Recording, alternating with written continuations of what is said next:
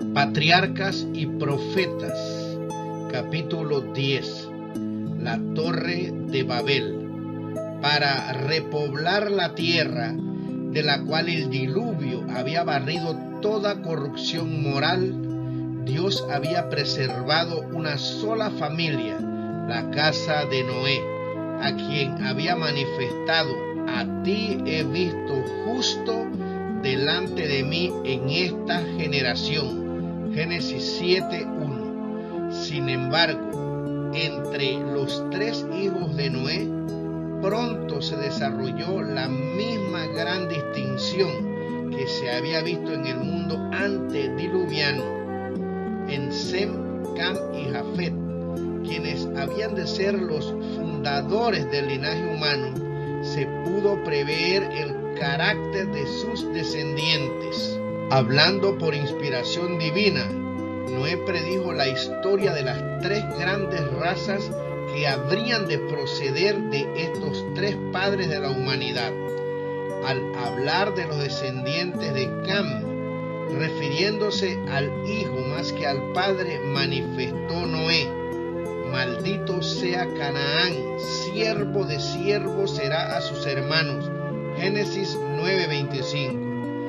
El monstruoso crimen de Cam demostró que hacía mucho que la reverencia filial había desaparecido de su alma y reveló la impiedad y la vileza de su carácter. Estas perversas características se perpetuaron en Canaán y su posteridad, cuya continua culpabilidad atrajo sobre ellos el juicio de Dios. En cambio, la reverencia manifestada por Sem y Jafet hacia su padre y hacia los divinos estatutos prometía un futuro más brillante a sus descendientes.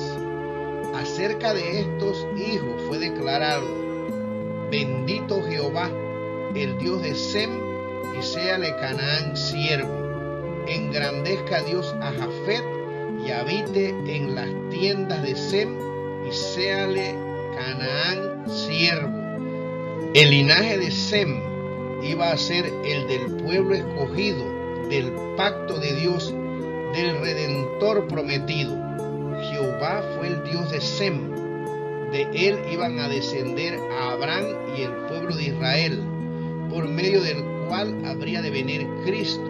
Bienaventurado el pueblo cuyo Dios es Jehová.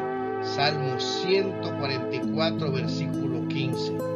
Y Jafet habite en las tiendas de Sem. Los descendientes de Jafet habían de disfrutar muy especialmente de las bendiciones del Evangelio. La posteridad de Canaán bajó hasta las formas más degradantes del paganismo. A pesar de que la maldición profética los había condenado a la esclavitud, la condena fue aplazada durante siglos. Dios sobrellevó su impiedad y corrupción hasta que traspasaron los límites de la paciencia divina. Entonces fueron desposeídos y llegaron a ser esclavos de los descendientes de Sem y de Jafet.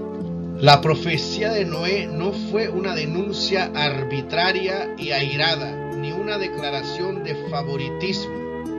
No fijó el carácter y el destino de sus hijos, pero reveló cuál sería el resultado de la conducta que habían escogido individualmente y el carácter que habían desarrollado. Fue una expresión del propósito de Dios hacia ellos y hacia su posteridad en vista de su propio carácter y conducta. Generalmente los niños heredan la disposición y las tendencias de sus padres e imitan su ejemplo, de manera que los pecados de los padres son cometidos por los hijos de generación en generación. Así la vileza y la irreverencia de Cam se reprodujeron en su posteridad y le acarrearon maldición durante muchas generaciones. Un pecador destruye mucho bien.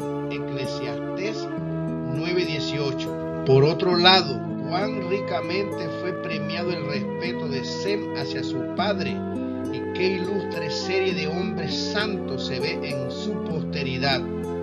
Conoce Jehová los días de los perfectos, y su simiente es para bendición.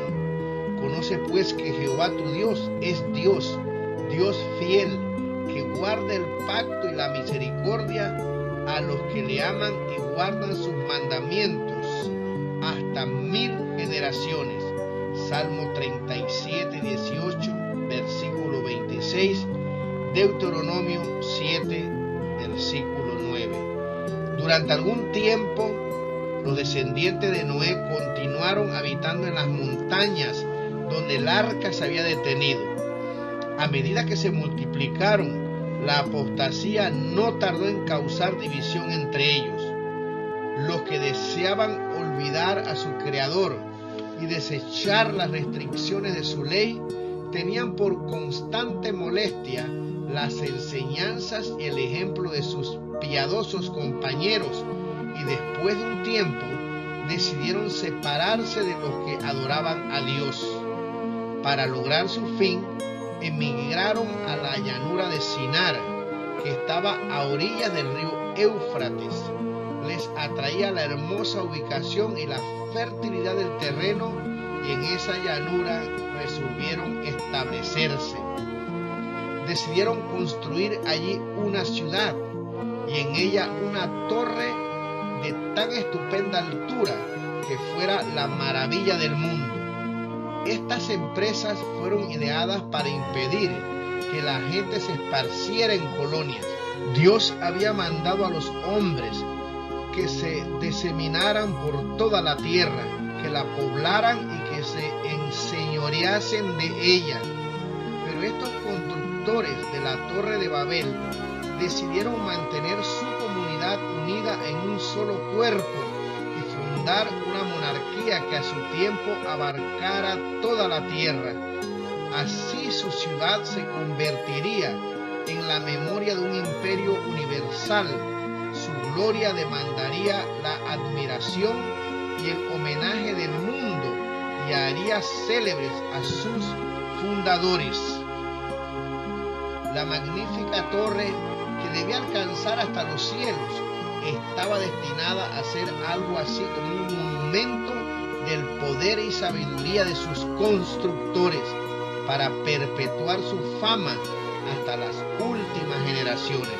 Otros creían en un ser supremo que había destruido el mundo antediluviano, y sus corazones, como el de Caín, se rebelaban contra él.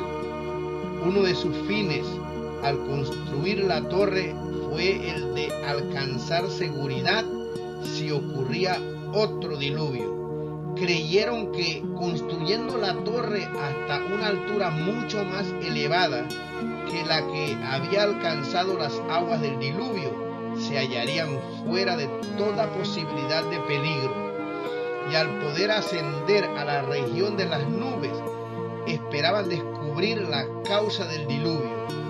Toda la empresa tenía por objeto exaltar aún más el orgullo de quienes la proyectaron, apartar de Dios las mentes de las generaciones futuras y llevarlas a la idolatría.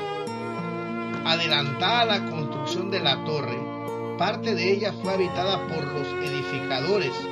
Otras secciones, magníficamente amuebladas y adornadas, las destinaron a sus ídolos. El pueblo se regocijaba en su éxito, loaba a dioses de oro y plata y se obstinaba contra el soberano del cielo y la tierra. De repente, la obra que había estado avanzando tan prósperamente fue interrumpida. Fueron enviados ángeles para anular los propósitos de los edificadores. La torre había alcanzado una gran altura y por ese motivo les era imposible a los trabajadores que estaban arriba comunicarse directamente con los de abajo. Por lo tanto, fueron colocados hombres en diferentes puntos para recibir y transmitir al siguiente las órdenes acerca del material que se necesitaba u otras instrucciones tocante a la obra. Al pasar los mensajes de uno a otro, el lenguaje se les confundía, de modo que pedían un material que no necesitaba, y las instrucciones dadas eran a menudo contrarias a las recibidas. Esto produjo confusión y consternación. Toda la obra se detuvo. No había armonía ni cooperación. Los edificadores no podían explicarse aquellas extrañas equivocaciones entre ellos, y en su ira, desengaño, se dirigían reproches unos a otros. Su unión terminó en lucha y en derramamiento de sangre. Como prueba del desagrado de Dios, cayeron rayos del cielo que destruyeron la parte superior de la torre y la derribaron. Se hizo sentir a los hombres que hay un Dios que reina en los cielos. Hasta esa época, todos los hombres habían hablado el mismo idioma. Ahora los que podían entenderse se reunieron en grupos, y unos tomaron un camino y otros otro.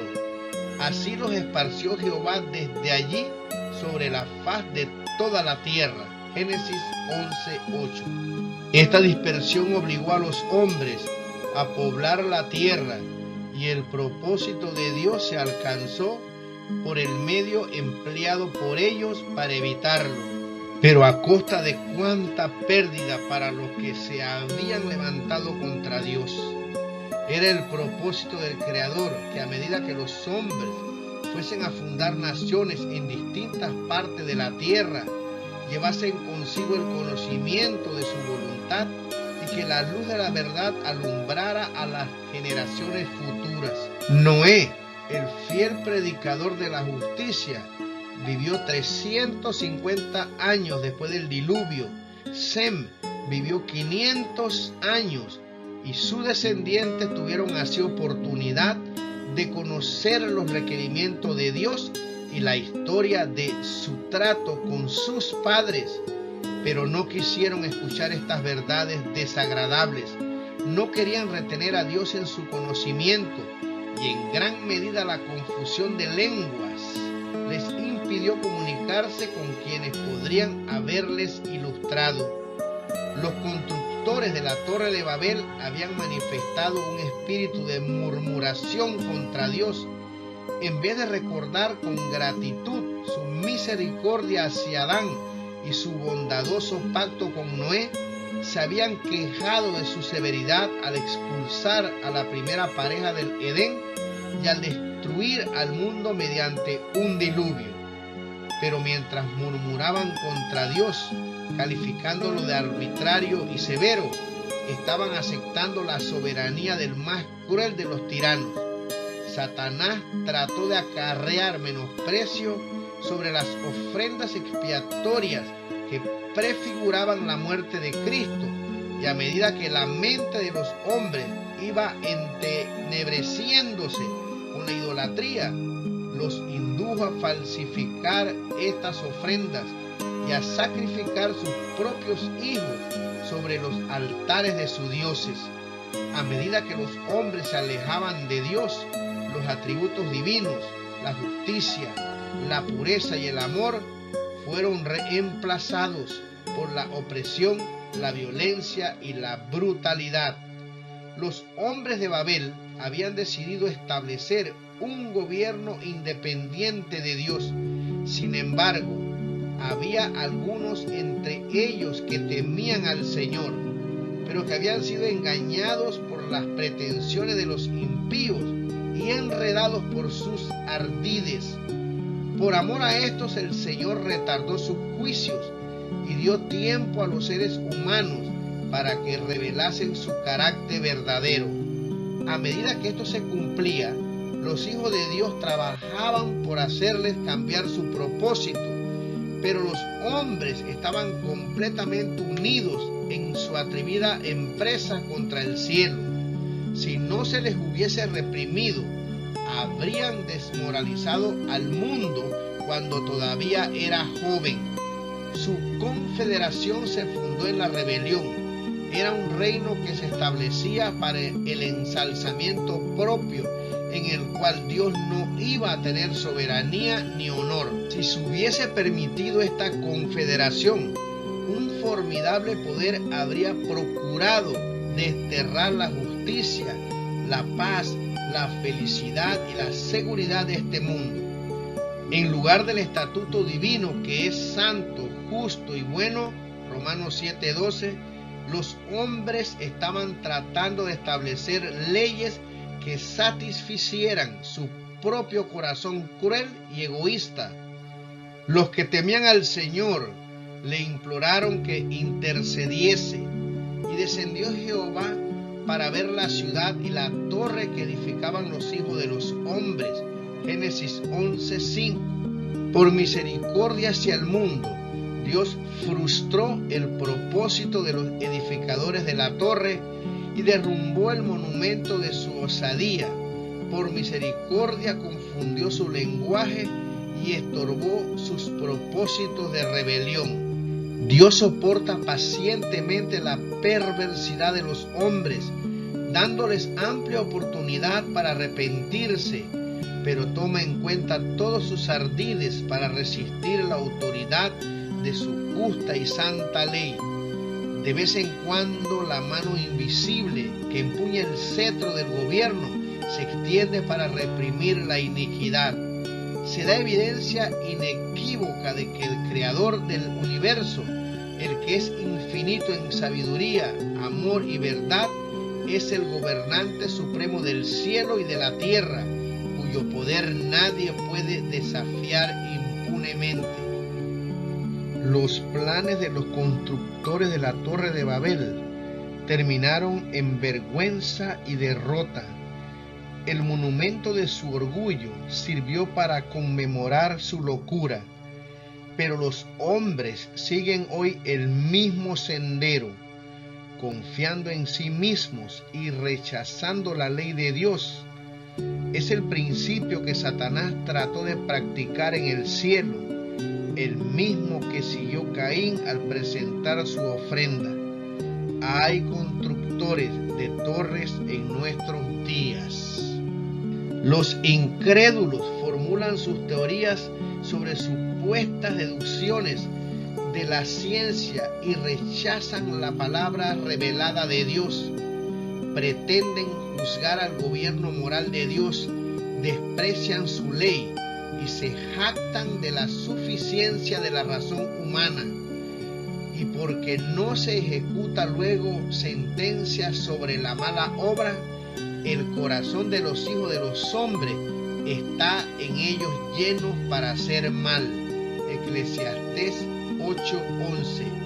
En el mundo que profesa ser cristiano, muchos se alejan de las claras enseñanzas de la Sagrada Escritura y construyen un credo fundado en especulaciones humanas y fábulas agradables, y señalan su torre como una manera de subir al cielo. Los hombres penden admirados de los labios elocuentes que enseñan que el transgresor no morirá, que la salvación se puede obtener sin obedecer la ley de Dios. Si los que profesan ser discípulos de Cristo aceptaran las normas de Dios, se unirían entre sí. Pero mientras se ensalce la sabiduría humana sobre la santa palabra, habrá divisiones y disensiones. La confusión existente entre los credos y sectas contrarias se representa adecuadamente por el término Babilonia, que la profecía aplica a las iglesias mundanas de los últimos días. Muchos procuran hacerse un cielo adquiriendo riquezas y poder. Hablan con maldad de hacer violencia, hablan con altanería. Salmo 73:8.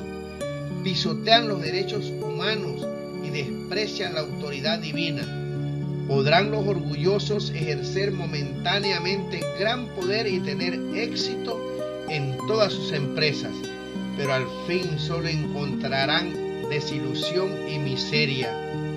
El tiempo de la investigación de Dios ha llegado. El Altísimo descenderá para ver lo que los hijos de los hombres han construido. Su poder soberano se revelará. Las obras del orgullo humano serán abatidas. Desde los cielos miró Jehová, vio a todos los hijos de los hombres, desde la morada de su asiento miró sobre todos los moradores de la tierra. Jehová hace nulo el consejo de la gente y frustra las maquinaciones de los pueblos. El consejo de Jehová permanecerá para siempre, los pensamientos de su corazón por todas las generaciones. Salmo 33, versículos 13 y 14, versículo 10 y versículo 11.